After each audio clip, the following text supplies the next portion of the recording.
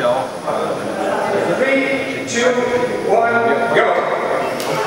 So, beide rennen los. Das ist die Gesamtstand.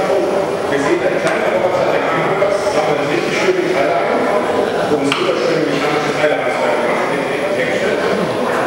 Ich sehe einen Vorstand, der auch an der richtigen Stelle abgelegt wird. No!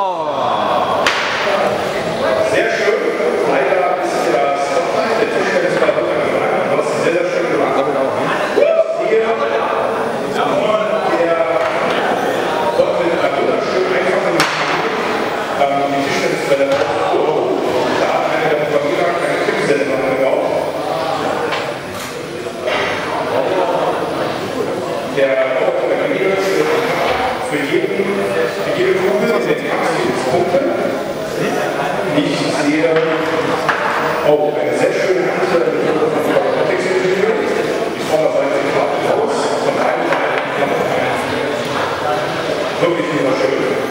Jetzt muss das Ganze noch abgestellt und abgelegt werden. Die Bälle wurden abgelegt, einer ist zur Seite gekommen, das zweite wurde gegeben und es ist ein Vierer.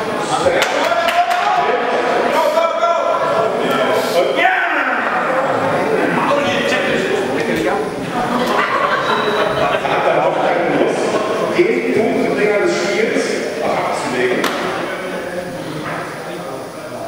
Der